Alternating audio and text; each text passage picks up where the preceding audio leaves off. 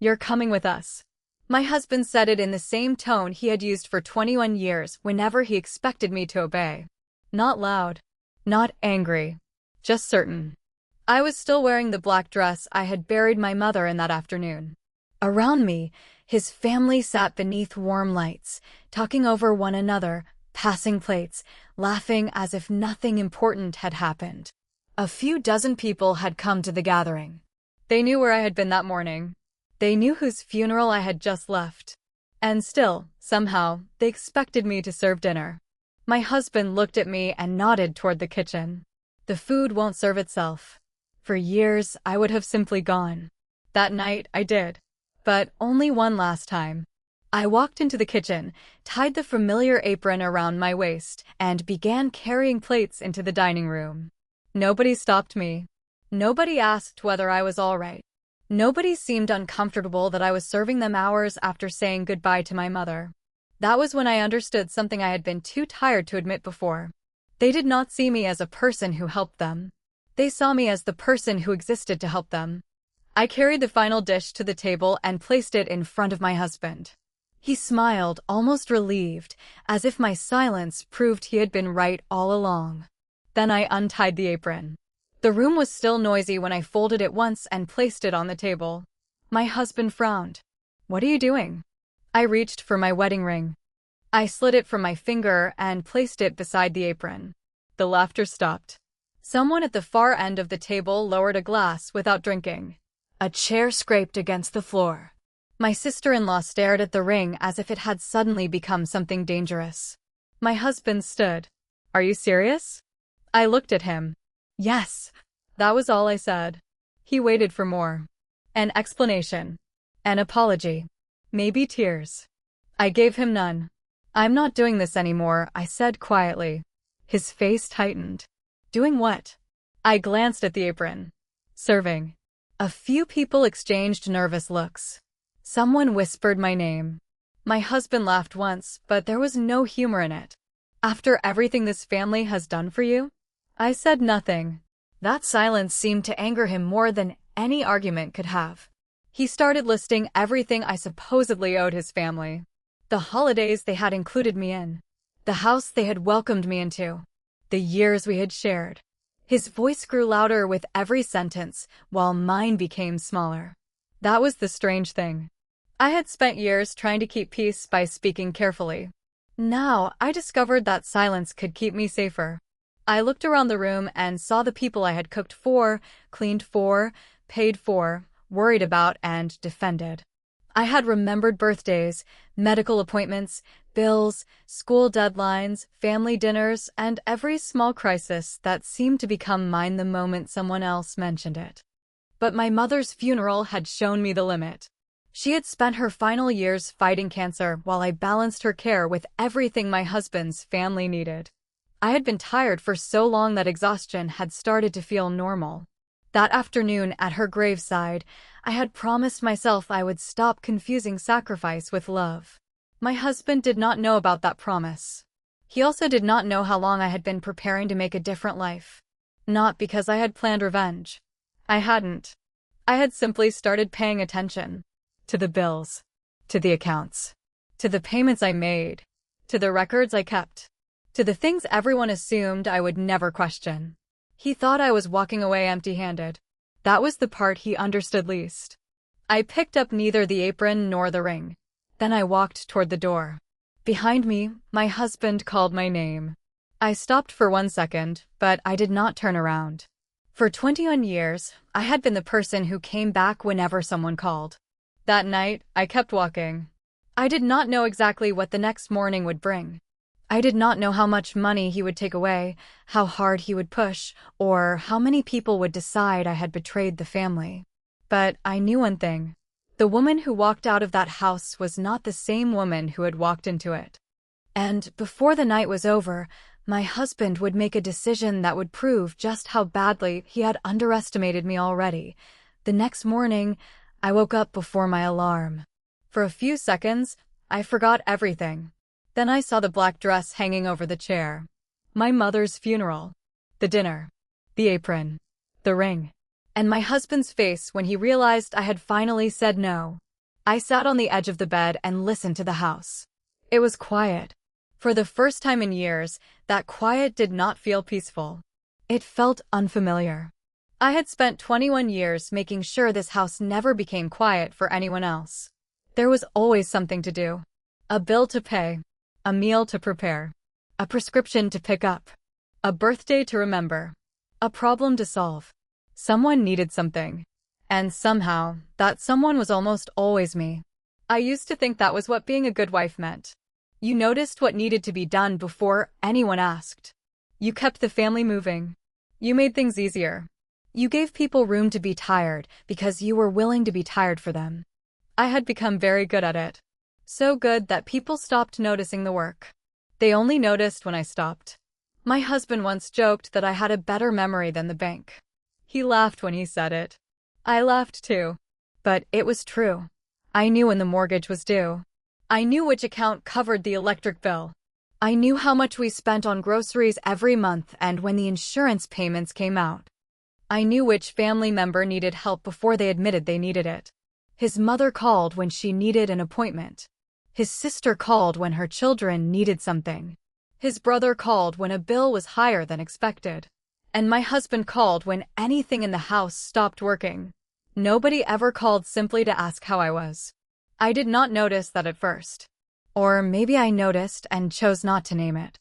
Naming things makes them harder to ignore. My mother understood that better than anyone. During the last year of her illness, I spent countless hours beside her hospital bed. I brought her clean clothes, helped organize her medications, spoke with doctors, and held her hand when she was too tired to talk. Then I went home and cooked dinner. I would walk through my front door exhausted, put my purse down, and start preparing food. My husband would sometimes look up from the television. "You're late." Not, "How was your mother?" Not, "Are you okay?" Just, "You're late." And I would say, "Traffic."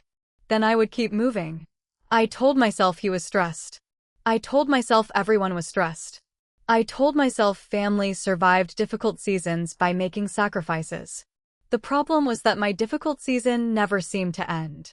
Even when my mother became weaker, my husband's family still expected me at birthdays, dinners, holidays, and gatherings. If I said I couldn't come, someone would ask what was so important. My mother's illness was treated like an inconvenience that would eventually pass. I hated that thought. But I swallowed it. Because swallowing things had become one of my strongest habits. My father noticed. He never confronted my husband. He never made a scene. He simply watched. One evening, after another long day at the hospital, I sat with my father in his kitchen. He placed a cup of tea in front of me. "You look tired," he said. "I am tired." He studied me for a moment. Being needed isn't the same as being loved. I looked down at my tea. I did not answer. At the time, I thought he was talking about my mother's illness. Years later, I understood he had been talking about my entire life. The hardest part was that my husband had not always seemed cruel. There had been good years. There had been laughter, vacations, birthdays, ordinary mornings when we drank coffee together and talked about nothing important. That was why I stayed. That was why I kept forgiving the small things. A forgotten promise. A dismissive comment. A family decision made without me. A financial choice I was expected to accept. None of those moments seemed large enough to destroy a marriage. They simply piled up. Quietly. Like dust in a room nobody cleaned because the furniture was still usable. Then my mother died. And something inside me became very still. At her funeral, I stood beside her grave and listened to the prayers. I looked at the flowers. I thought about all the things she had given away during her life without asking whether anyone deserved them. And I realized I had become too much like her. Not in her kindness. In her habit of disappearing behind everyone else's needs. That evening, when my husband told me to leave the funeral gathering and attend his family's event, something finally broke. Not loudly. There was no shouting. No dramatic confrontation. Just a quiet decision. I would stop. I would stop explaining. I would stop begging to be considered. And most importantly, I would stop giving people access to every part of me simply because they expected it. My husband thought the apron on that table had been an emotional gesture. It wasn't. It was a boundary. And there was another reason I had been able to walk away so calmly. For years, while everyone assumed I was only keeping receipts and paying bills, I had been keeping records. I had written things down. Every payment, every transfer, every account, every amount I had covered when someone else said they would repay me. At the time, I had not known exactly why I was doing it. I only knew that numbers never forgot what people chose to forget. And soon, those records were going to matter. Because my husband was about to take away the one thing he believed would bring me back. Money. The ledger was smaller than a notebook. That was what made it easy to hide. It sat inside a locked drawer beneath old insurance papers, tax documents, and receipts nobody in my family had ever bothered to look through. For years, I had written in it without thinking much about what those pages might someday mean. Dates, amounts, account numbers, payments, notes in my own handwriting. Nothing dramatic. Nothing that looked like a weapon. But when I opened it the morning after I left my husband's family gathering, I realized I had spent years creating something far more useful than an argument. I had created a record. I turned the first page. The handwriting was younger there. Neater. More hopeful. I had written down household expenses because I wanted to stay organized. Later, I began recording payments because my mother needed medical care and I had to keep track of what was coming in and going out. Then the notes became more detailed. A transfer from one account. A payment I made from my own earnings. A household expense I covered when my husband said money was tight. A tuition deposit. A medical bill. A repair. A family loan that had never been repaid. One page after another. I sat at the kitchen table and read through everything. For the first time, I saw my own life differently. I had always thought I was simply helping. The numbers told another story. I had been carrying much more than anyone admitted. My husband had always handled the big conversations about money. He liked saying things such as, "I take care of the finances." And technically, he did. But I was the person who made sure the numbers worked. I knew where money went because I had been watching it for years. I knew which bills were paid from which accounts. I knew which expenses came from our household income and which ones I had covered myself. I also knew that memories could be questioned. Documents were harder to argue with. That morning, I called my father. He answered on the second ring. "Are you safe?" "Yes." There was a pause. "Did he come after you?" "No." I looked at the ledger. "Dad, I need your help." He did not ask what I had done.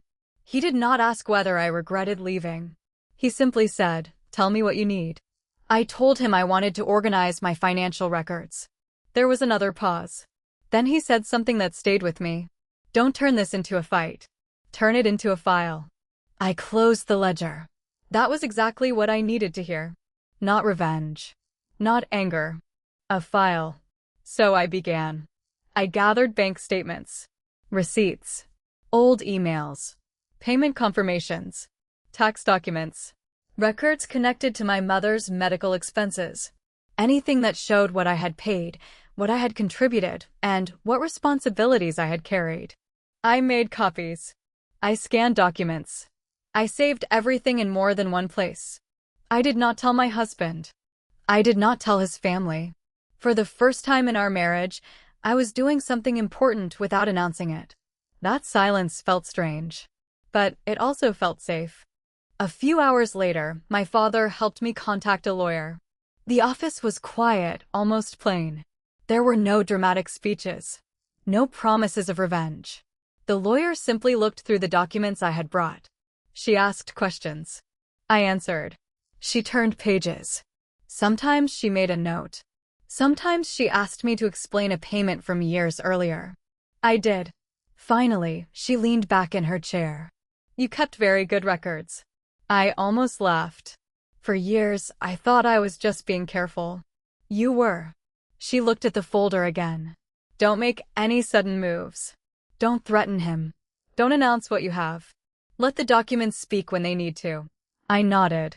That advice gave my silence a purpose. Until then, I had been afraid that saying nothing meant I was powerless. Now I understood the difference. Silence could also mean preparation. When I returned home, my husband had called 7 times. There were messages waiting. First, he was angry. Then he was disappointed.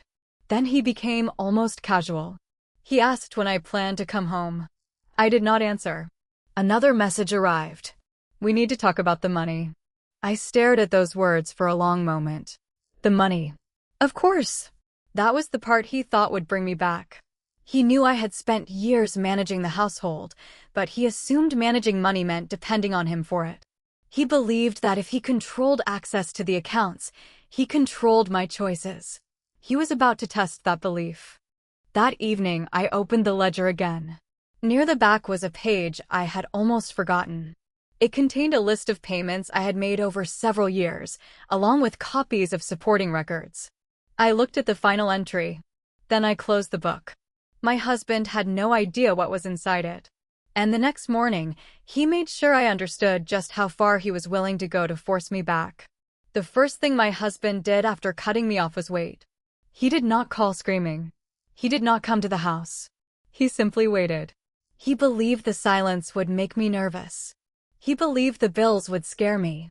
Most of all, he believed I would eventually realize that I could not live without him. By the second morning, I understood exactly what he was doing. My bank card was declined at the grocery store. I stood there holding a basket with a few basic things inside, staring at the screen while the cashier tried the payment again. I'm sorry, she said gently. It's being declined. I nodded. That's fine. I left the groceries behind. Outside, I sat in my car for several minutes. A month earlier, something like that would have terrified me. That morning, it mostly made me tired. Because I already knew who had done it. My husband had finally stopped waiting. He had decided to prove that he controlled the money. A message arrived before I even started the car. You need to come home. We need to talk like adults. I read it twice. Then another message appeared. You're making this harder than it needs to be. I put the phone face down. For 21 years, I had been the person who made things easier. That was apparently the problem. My husband had mistaken my willingness to compromise for dependence. He did not understand that there was a difference between choosing to stay and being unable to leave. I drove home and began making a list. Rent, utilities, food, transportation, insurance, legal expenses, everything. I had never lived alone before, but I had managed a household for 21 years. The difference was that now I was managing one for myself. That afternoon, my husband called again.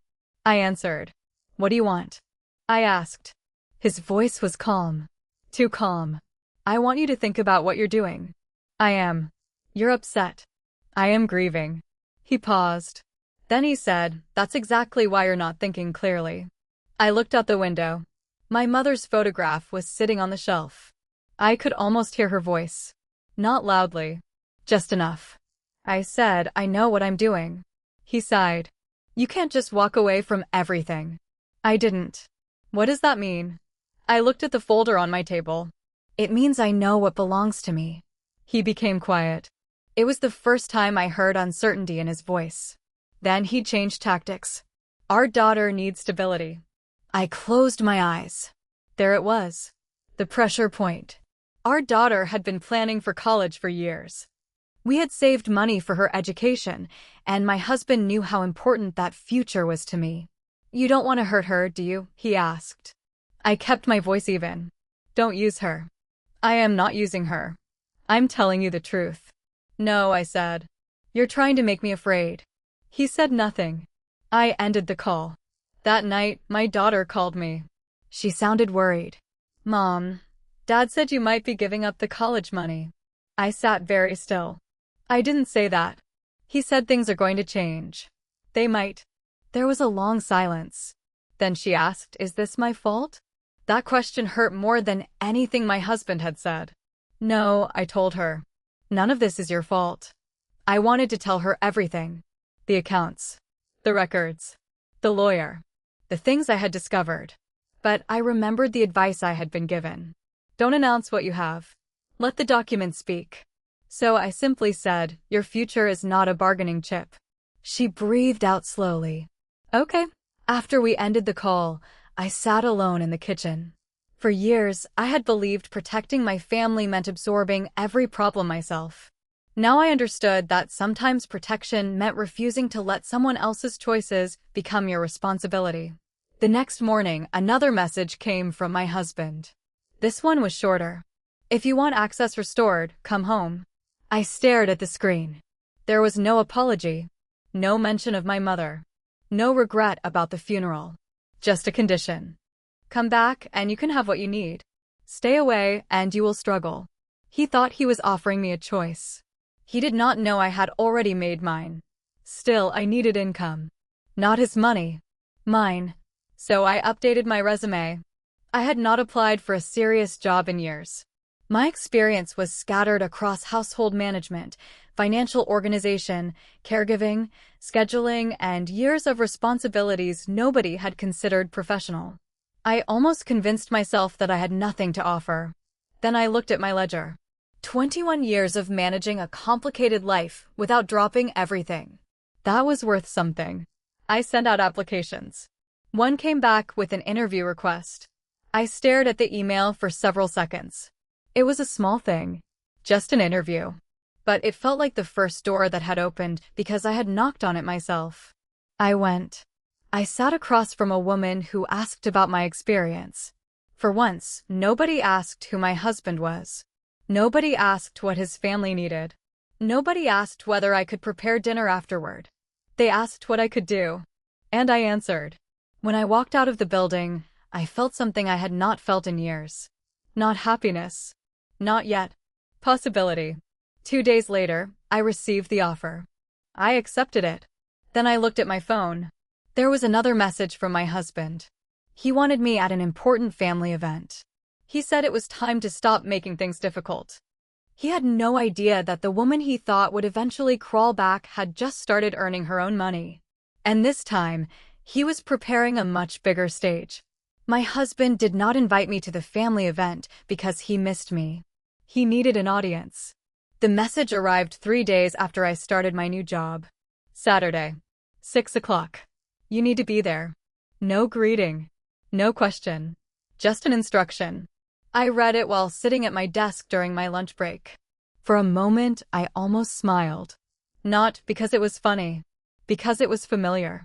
Even after everything that had happened, he still believed he could tell me where I needed to be.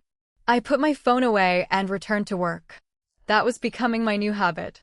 I no longer answered every message simply because it arrived. Saturday came quickly. The event was being held at one of his family's larger homes. It was the kind of place where every detail was meant to look effortless, even though everyone had spent days making sure it did. Cars filled the driveway. Flowers covered the entrance. People arrived dressed carefully, carrying gifts and smiling for photographs. It was a celebration. At least, that was what everyone had been told. I knew better. The moment I walked inside, I felt the room change. Conversation slowed. People looked at me, then looked away. Some smiled. Others whispered. I recognized the question behind their eyes. Had I come back? My husband crossed the room toward me. He was wearing the confident expression I had seen hundreds of times. The expression he used when he believed everything was under control. You came, he said. I said I would consider it. He smiled. That's close enough. I did not correct him. There was no point. He placed a hand lightly against my back and guided me toward the main room. I noticed something immediately. My place had already been arranged. A chair beside him. A glass on the table. A name card. It looked as if everyone expected me to sit down and resume my old role. I stood there for a moment. Then I sat. Not because I had changed my mind. Because I wanted to see how far he intended to take this. That night, I understood something important. My husband had spent the days since our separation telling people a story. In his story, I was emotional, confused, overwhelmed by grief. He was the patient husband trying to bring his wife back home. His family believed him because his version was easier. It required no one to ask uncomfortable questions. No one had to wonder why a woman who had just buried her mother had been expected to leave the funeral and serve dinner. No one had to ask why her husband had cut off access to money afterward. And no one had to ask why I had stopped defending myself. My husband stood to make a short speech. The room became quiet. He thanked everyone for coming. He talked about family, loyalty, commitment, second chances. His voice was warm and confident. I listened. There was something almost impressive about the way he could describe a marriage that had never felt the same from my side. Then he looked directly at me. "We've been through a difficult period," he said. "But family stays together." A few people nodded. Someone clapped. I kept my hands folded in my lap. My husband smiled. He thought the room was moving in his direction. He was wrong. After the speech, relatives came to me one by one. "You two just need time. Marriage has difficult seasons. He really does love you. You shouldn't let one painful moment destroy everything." I listened. I thanked them. I did not explain. That seemed to confuse them more than anger would have. Later, my husband's sister leaned toward me. "You know everyone thinks you're coming back." I looked at her. "I know." She lowered her voice. "Then why are you here?" I glanced across the room at my husband. "To listen." She frowned as if that answer made no sense. Maybe it didn't to her. But I had learned something during those weeks. When people believe they have already won, they talk freely. They reveal things. They make assumptions. They stop being careful. And my husband was becoming less careful every day. He began talking about money again. Not directly. Just enough for people to hear. He mentioned how difficult it was to manage everything alone. He mentioned our daughter's college expenses. He talked about responsibilities. Then he looked at me. "You know we can't keep pretending finances don't matter." I said nothing. He smiled as if I had agreed. Our daughter had been one of the main reasons he believed I would surrender.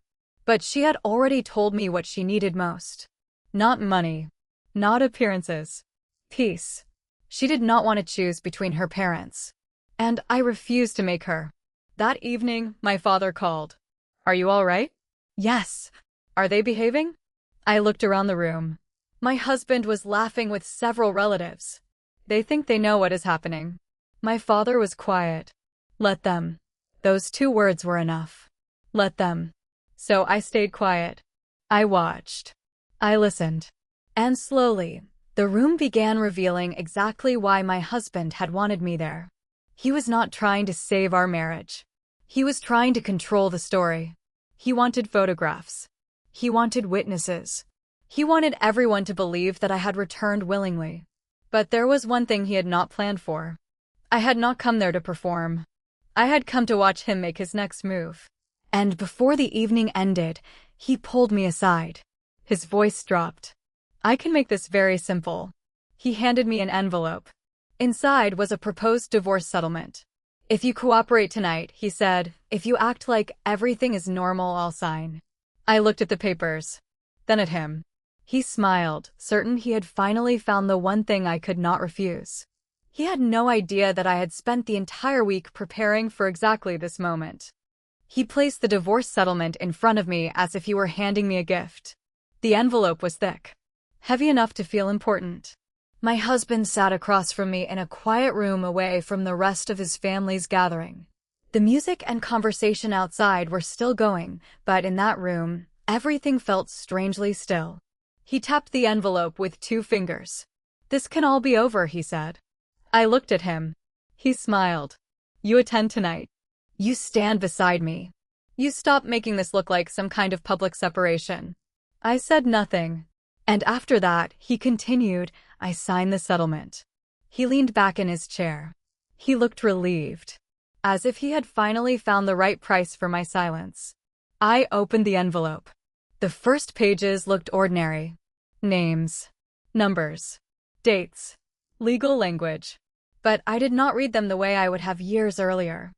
I had learned to slow down, to question every sentence, to look beyond what someone wanted me to see. My husband watched my face. "You wanted security," he said. "This gives you security." I looked up. "Does it?" He frowned. "What is that supposed to mean?" "Nothing." He leaned forward. You're making this harder than it has to be. I had heard those words before. Usually when I refused to do something immediately. Usually when I asked a question he did not want to answer. This time, I did not argue. I simply turned another page. He began explaining the agreement.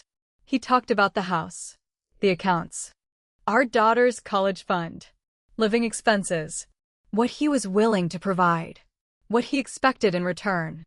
He spoke for several minutes. I barely interrupted. That was important, because the more he talked, the more he revealed. He spoke as though the money belonged entirely to him.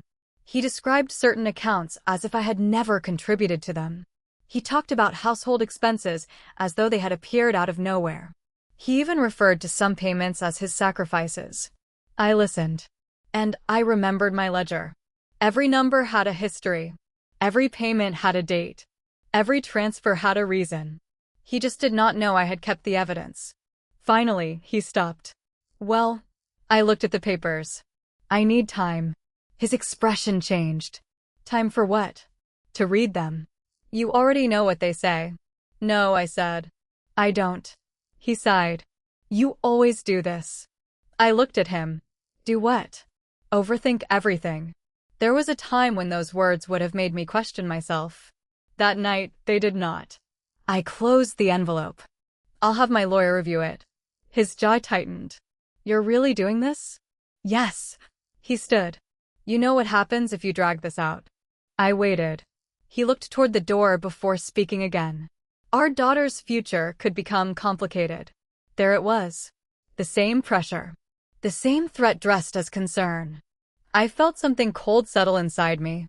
Don't involve her. I'm thinking about her. No, I said quietly.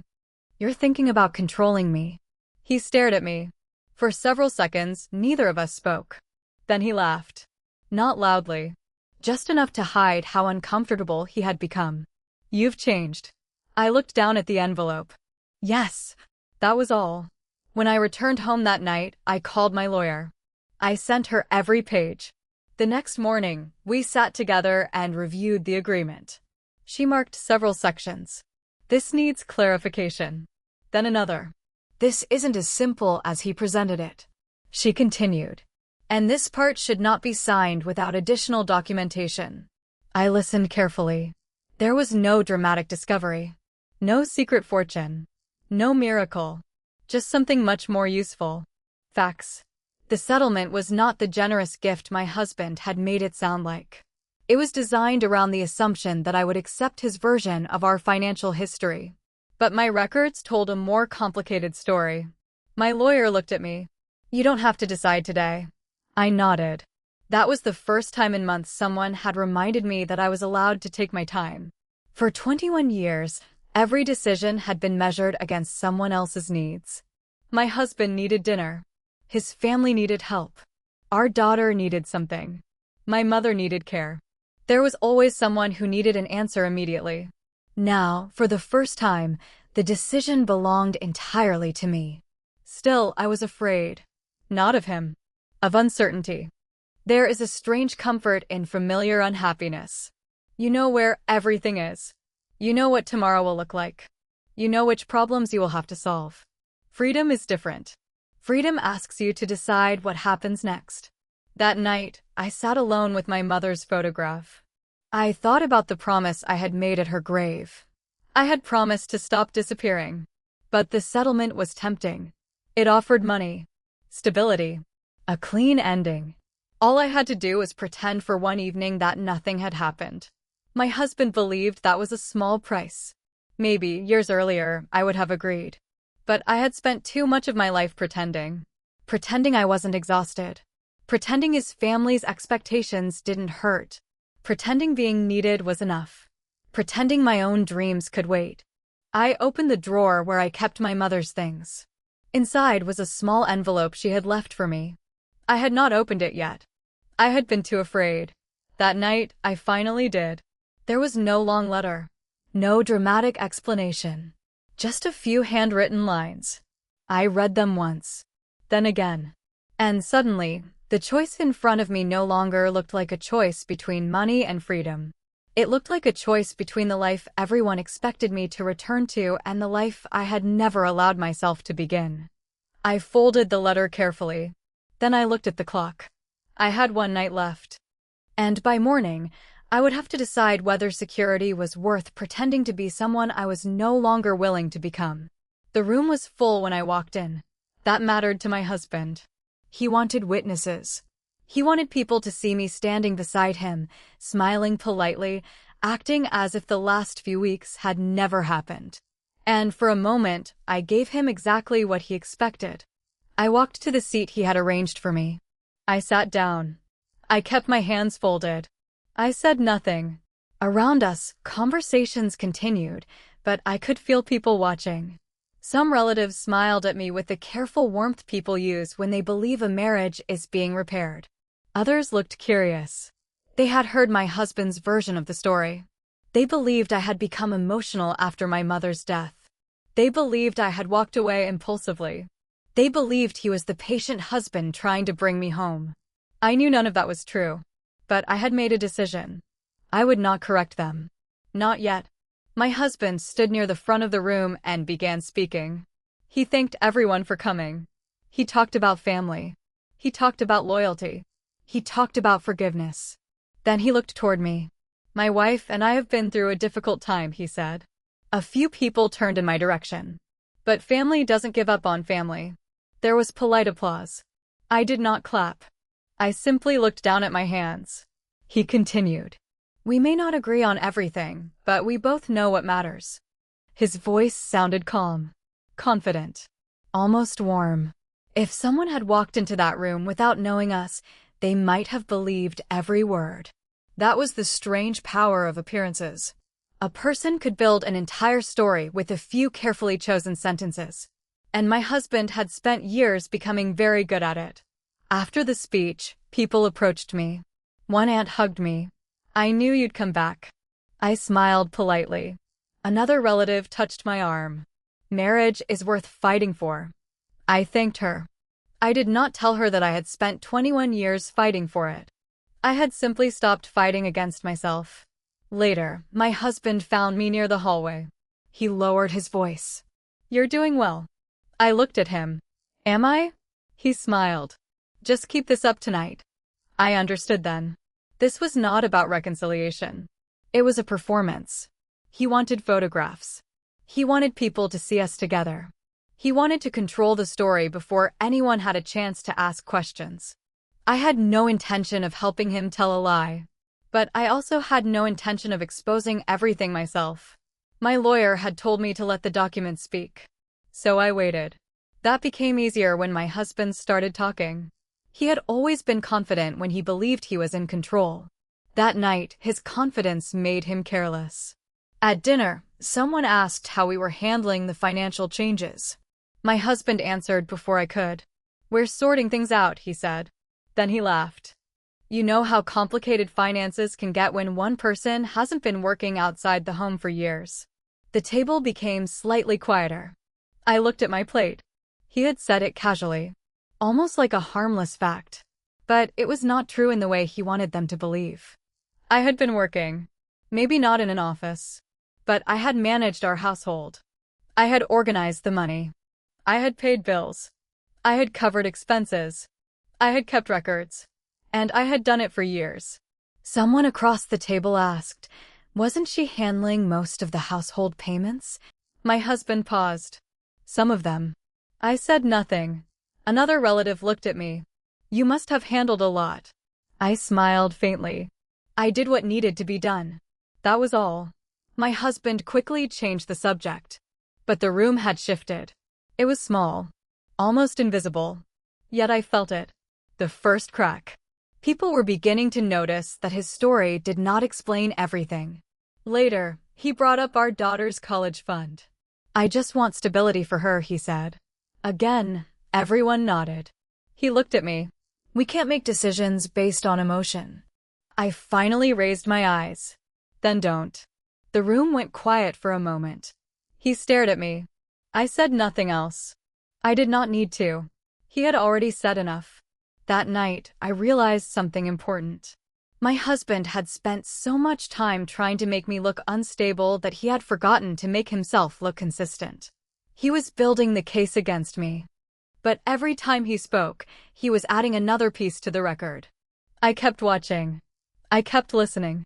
And I kept waiting. Then my lawyer sent me a message. She had reviewed the final documents. She had found something important. I stepped away from the gathering and called her. Her voice was calm. "I've finished reviewing everything." "What did you find?" She paused. "There is one more set of records you need to bring with you." My heart beat faster. "Why?" "Because if he continues telling this story publicly, those records can answer it without you saying a word." I looked back toward the room. My husband was laughing with his relatives. He looked completely comfortable. He still believed the evening belonged to him. I asked my lawyer one final question. "Do I need to say anything?" "No," she said. "Let the evidence speak." I ended the call. For a moment, I stood alone in the hallway. Then I returned to the room. My husband saw me and smiled. He thought I had come back to him. He had no idea I had just learned that the final piece of the truth was ready. And the next time he spoke about our marriage in front of his family, he would be speaking directly into a record he could no longer control. The folder looked ordinary. That was the strange part. There was no dramatic label on it. No warning. No secret code. Just a plain folder containing years of records. But when my lawyer placed it on the table, I knew the evening was about to change. My husband was still speaking in the other room. He was laughing. He was telling people how difficult the past few weeks had been. He was explaining how much patience he had shown. He was presenting himself as the reasonable one. My lawyer opened the folder. "The first documents establish the household contributions," she said. She turned a page. "The next group confirms the payments made from your separate income." Another page. "Then we have the medical expenses, tuition payments, and transfers that were never reflected in his version of the story." I listened quietly. I had seen these numbers before, but seeing them organized like this made them feel different. Together, they told a story. Not the story my husband had been telling. The truth was much simpler. I had contributed. I had managed. I had paid. And I had kept records. My lawyer looked at me. "Are you ready?" I nodded. We returned to the room. My husband noticed us immediately. His smile became wider. "There you are." He turned toward his family. "I was just explaining that we're finally getting somewhere." Someone smiled. Another person raised a glass. My husband placed his hand on the back of my chair. The gesture looked affectionate. It wasn't. It was meant for the audience. He wanted them to see a husband standing beside his wife. He wanted them to believe the problem was already ending. Then someone asked a simple question. "What happens with the finances?" My husband answered quickly. "We're handling it." He paused, then added, "I've always handled the finances." I looked at the table. My lawyer remained standing near the doorway. My husband continued. "It was difficult for her after her mother passed. She hasn't been thinking clearly." The room became quiet. I could feel everyone's attention moving toward me. For a moment, I wondered if I should finally say something. Then I remembered the advice. "Let the document speak." My lawyer stepped forward. "Actually," she said. The room went completely silent. My husband turned. "What are you doing here?" She held the folder. "I was asked to review the financial records connected to the proposed settlement." His expression changed. "This is a family gathering." "Yes," she said calmly. "And your statements about the finances were made in front of this family." Nobody moved. She opened the folder. "These records show that the household expenses were not handled solely by your client." My husband laughed. "That's not what I said." She looked at him. "You said you handled the finances." "I did." She placed one document on the table. "This account shows otherwise." The laughter disappeared. Someone leaned closer. My husband picked up the paper. His eyes moved across the page. I watched his face. The confidence was fading. My lawyer continued. "There are years of documented payments made by your wife. Mortgage contributions, medical expenses, tuition deposits, household bills, transfers between accounts. My husband's sister interrupted. But those were family expenses. Yes, my lawyer said. Expenses she paid. Silence. A relative at the end of the table looked at my husband. Is that true? He did not answer immediately. That pause said more than his speech ever could. Then he started talking faster. He explained that things were complicated, that I had misunderstood certain accounts, that he had always supported me. That grief had made everything look worse than it was. The more he spoke, the less certain he sounded. My lawyer did not argue. She simply placed another document on the table. Then another. Each one answered something he had just said. The room changed slowly. First there were whispers. Then silence. Then people began looking at one another instead of looking at me. Someone asked my husband, "Why didn't you tell us she paid those expenses?" He rubbed his forehead. "It's not that simple." My lawyer replied quietly. "The records are simple." Nobody laughed. Nobody applauded. They just watched. Then my husband's mother spoke. "You said she wasn't contributing." My husband looked toward her. "I said she wasn't working." "That isn't what you told us." He had no answer. I felt something inside me loosen. Not because I had one. Because I no longer had to prove that I remembered my own life correctly. The records had done that for me. Then my lawyer addressed the issue that mattered most to me. The college fund has also been mentioned several times tonight. My husband stiffened. She placed another document on the table. The account and its funding history do not support the suggestion that this fund can simply be used as leverage in a marital dispute. My daughter was not there. I was grateful for that. She should never have had to watch her parents fight over her future. My husband looked around the room. For the first time that night, he seemed alone. Not physically. There were still dozens of people around him. But the room no longer belonged to him. His story had belonged to him. The facts did not. He stood and looked at me. "You planned this." I shook my head. No, my voice was quiet.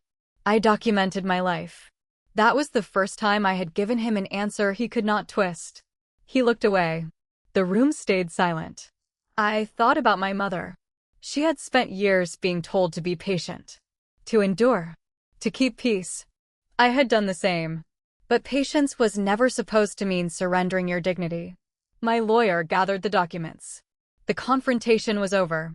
There was no shouting, no dramatic celebration. Just a room full of people who now knew that the woman they had underestimated had been carrying far more than they ever understood. My husband finally sat down. His shoulders were lower. His voice was gone. And I realized something I would remember for the rest of my life. He had not lost control because I attacked him. He lost control because, for once, the truth was allowed to stand without me defending it. I looked at the apron I had brought with me. I had almost forgotten it was still folded inside my bag. I left it there. I did not need it anymore. And as I walked toward the door, I knew the next part would be quieter. There would be paperwork. There would be consequences. There would be a life to rebuild. But the hardest part was over. For the first time, everyone in that room could finally see what my husband had spent 21 years refusing to see. I had never been powerless. I had simply been quiet. Freedom was not as dramatic as I had imagined. There was no music, no celebration, no moment when the whole world suddenly felt different. At first, freedom looked like a paycheck with my own name on it. It looked like a small desk, a new email address, a set of keys that belonged only to me. It looked like opening my own bank statement and knowing that every number on it came from decisions I had made myself. The first morning I received my paycheck, I stared at the screen for a long time. The amount was not enormous. It did not need to be. I had earned it. That was enough. For 21 years, I had measured money by what it could do for other people. Groceries, bills, school expenses, medical care, family emergencies. Now, for the first time, I looked at money and thought about what it could do for me. A roof, food, security, choices. Nothing extravagant. Just choices. My new job was not perfect. Some days were tiring. Some days I came home wondering whether I had made the right decision. But even on those days, I felt something I had not expected. Pride. Not the loud kind. The quiet kind that comes when you realize you are capable of something you once believed was impossible. My daughter noticed the change before I said anything. One evening, she came into my apartment and found me working at the kitchen table. She looked around. "You seem different." I smiled. "Different how?" She thought for a moment. "Lighter." I looked down at my hands. "I think I am." She sat across from me. For a while, neither of us spoke. Then she asked the question I knew was coming. "Are you happy?" I almost answered immediately. Instead, I thought about it. "I don't know if happy is the right word yet." She smiled. "What word is right?" I looked around the small room. "Free." She nodded. That was enough. My daughter had spent weeks worrying that she had somehow caused the distance between her parents. I wanted her to understand that she had not. "You don't have to choose between us," I told her. "I know. And you don't have to protect me from him."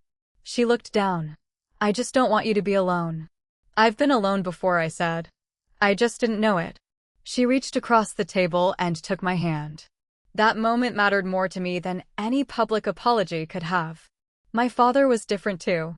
He never asked whether my husband had suffered enough. He never asked whether his family was embarrassed. He only asked practical questions. "Are the bills covered?" "Yes." "Do you have enough for next month?" "Yes."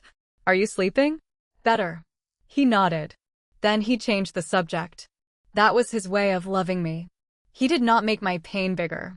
He helped me build something after it. My husband tried different ways to come back into my life. At first, he called about practical things. Then he called about memories. He mentioned places we had traveled. Old jokes. Family traditions. He talked about how strange the house felt without me. Once, he said, "Nobody knows how to run things like you did." I sat quietly after the call ended. That sentence would have made me feel needed years earlier. Now it made me tired. He still did not understand. He missed the person who made his life easier. He had not yet learned to miss the woman herself. There were also moments when I missed him. That was the truth I had to accept. Leaving did not erase 21 years. There had been good memories. There had been mornings when we laughed. There had been moments when I believed we would grow old together. I did not need to pretend those memories were false just because the marriage had ended. But love and self-respect could not always live in the same place. Sometimes loving someone meant admitting that the life you built together was no longer healthy for either of you. The legal process continued quietly. Documents were signed. Accounts were separated. Responsibilities were clarified. The settlement was completed without the performance my husband had demanded. He had wanted me to pretend everything was normal. Instead, I chose to make everything honest. One afternoon, I opened the drawer where I had kept the ledger. I turned through the pages. For years, those numbers had represented responsibility. Now they represented something else. Proof. Not proof that I had won. Proof that I had existed. That my work had mattered. That my contributions had been real even when nobody praised them. I closed the ledger and placed it beside my mother's photograph. For a long time, I had believed the goal was to make people understand my worth. It wasn't. The goal was to understand it myself. That was the part nobody could take away. Not my husband. Not his family. Not money. Not a divorce. Nothing. I thought about the night I had left the family gathering wearing my funeral dress. I remembered placing the apron on the table. I remembered the ring beside it. At the time, I thought I was ending a marriage. I had been doing something larger. I was ending a version of myself. The woman who apologized for needing rest. The woman who measured love by service. The woman who believed keeping everyone comfortable was more important than being honest about her own pain. She had done her best. I did not hate her. I was grateful to her. She had survived long enough to bring me here. But I did not need to become her again. Months later, I sat alone at my kitchen table. There was no family gathering. No argument. No one waiting for me to serve dinner. Just a quiet evening. I made myself a simple meal. Then I sat down. Nobody called my name. Nobody asked for anything. And for once, I did not feel forgotten. I felt present. I thought of my mother. I wished she could see me. Then I realized she probably would have understood. She had spent her final years teaching me that dignity did not need permission. I had finally listened. And for the first time in 21 years, I was not waiting for someone else to decide what I deserved. I was deciding for myself. The strangest part of becoming free was discovering how quiet my life became. There were no family meetings, no last-minute requests, no phone calls asking me to fix something that someone else had ignored, no one waiting for me to enter a room carrying a tray. At first, the quiet bothered me. Then I began to understand it. The silence was not emptiness. It was space. Space to think. Space to breathe. Space to decide what I wanted without first asking what everyone else needed. Sometimes I still thought about the apron. It had been such an ordinary thing. Plain fabric. A little worn. Nothing special. But for years, it had represented my role in that family. Cook. Organizer. Caretaker. Problem solver. The person who noticed everything. The person who stayed late. The person who cleaned up after everyone left. When I placed it on that table, I had not been trying to make a dramatic statement. I was simply tired of wearing something that had come to mean I existed to serve. The wedding ring was different. I did not hate that ring. It had been part of 21 years of my life. There were memories attached to it. Some painful, some beautiful, some I would always treasure. A marriage ending did not erase every good moment that came before it. I learned that later. You can be grateful for what was good and still accept that what remains is no longer good for you. That was harder than anger. Anger would have been easier. It would have given me someone to blame. But I did not want revenge. I wanted my life back. For years, I had confused being needed with being valued. If someone needed me, I believed I mattered. If I could solve a problem, I believed I was loved. If everyone was happy, I believed I had done my job. I never stopped to ask the simplest question. What did I need? That question frightened me at first. Because I had spent so long answering everyone else's questions that I had forgotten how to answer my own. What did I want to do? Where did I want to live? What kind of work did I want? What kind of people did I want around me? What did peace look like? There were no quick answers. But for the first time, I had permission to find them.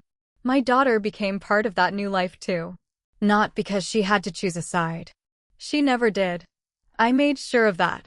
She visited me often. Sometimes we talked. Sometimes we ate together. Sometimes we sat in silence. One evening, she looked around my apartment and smiled. You really like it here. I looked at the small kitchen. I do. She laughed softly. It's so quiet. I know. Do you miss the old house? I thought about it. I miss some memories. She nodded. But not the life? I shook my head. No, she reached across the table. I held her hand. That was enough. My father visited too. He never treated my independence like some grand victory. He simply accepted it. One afternoon, he brought me groceries and placed them on the counter. You're doing all right, he said. I am. He looked around. Then he smiled. Good. There was no speech. There did not need to be. My mother had been gone for months by then. But I still found myself talking to her sometimes. Not out loud. Just in my thoughts. I remembered her hands. Her voice. The way she used to look at me when she knew I was pretending to be stronger than I felt. I thought about the promise I had made beside her grave. I had promised to stop disappearing. I finally understood what that meant. It did not mean becoming selfish. It did not mean refusing to help anyone. It meant remembering that my life belonged to me too. Kindness did not require self-erasure. Loyalty did not require silence. Love did not require becoming invisible. And service was not the same thing as worth. Those were lessons I had learned slowly. Painfully. But they were mine now. My former husband eventually accepted that I was not coming back. There were still difficult conversations. There were legal details. There were moments when old habits tried to pull me backward. But the decision had already been made. I had chosen myself. Not because I believed I was better than him. Not because I wanted him to suffer. Not because I wanted his family to regret how they treated me. I simply refused to disappear again. That was enough. One evening, I opened the drawer and found the old ledger. I turned through the pages one final time. The numbers were still there. The dates. The payments. The records. But I no longer needed them to prove anything. I closed the book. Then I placed it beside my mother's photograph. I kept the photograph. I kept the memories. I kept the lessons. But I left the guilt behind. Later that night, I made dinner. Just for myself. I set one plate on the table. One glass. One fork. No apron. No instructions. No one waiting. I sat down. For a moment, I simply looked around. This was my table. My food. My evening. My choice. And something inside me became completely still. For 21 years, I had spent my life making sure everyone else had a place at the table. Now, for the first time, I had saved one for myself. I thought that losing my marriage would feel like losing everything. Instead, I discovered I had finally stopped losing myself. And maybe that was the truth I had been too afraid to see. Sometimes the strongest revenge is not making someone regret hurting you. It is refusing to spend another day proving that you deserve to be treated well. It is walking away quietly. It is rebuilding slowly. It is sitting at your own table and realizing you do not need permission to belong there. If you were in my position, would you have chosen the financial security of pretending everything was normal? Or would you have walked away and finally chosen yourself? And if stories like this remind you that quiet strength can change an entire life, subscribe and stay with us. There are more stories waiting.